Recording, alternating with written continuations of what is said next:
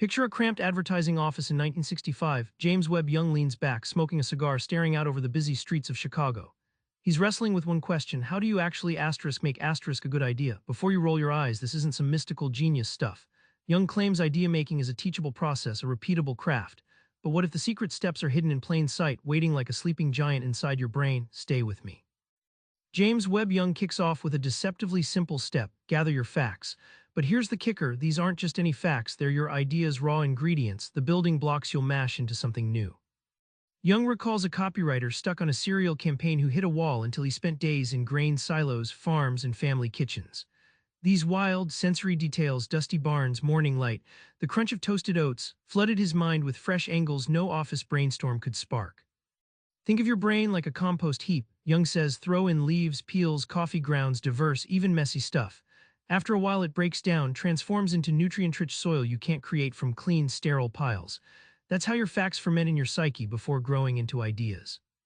Here's the surprise: it's not just a bigger pile of facts, it's the right pile.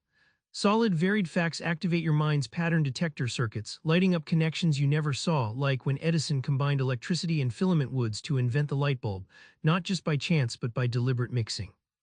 Now you've fed your brain, but here's where most folks fumble, forcing ideas too soon.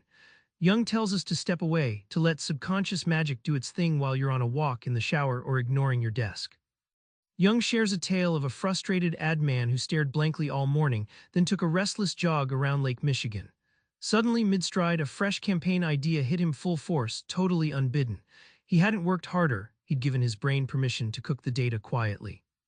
Imagine your subconscious as a pot of stew on low heat. Stirring constantly ruins the slow melding of flavors.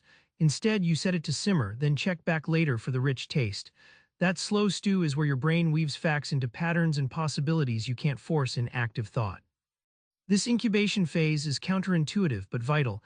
Stepping away from your problem invites your mind's backchannels to link data points in weird, wonderful ways. Creative bliss is almost always a surprise party your conscious mind didn't plan but your subconscious did. The final step, it's where idea babies grow up, making your idea tangible, testing and sharpening it until it delivers real punch and purpose. Young describes the birth of a famous ad slogan. The first draft was clunky and forgettable.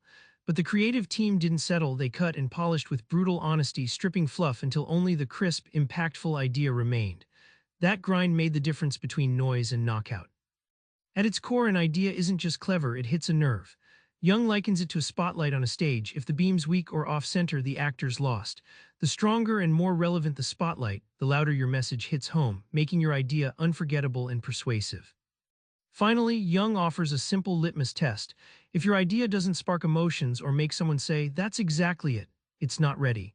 That test forces creators to refine relentlessly, turning vague inspiration into a hammer of communication that breaks through clutter.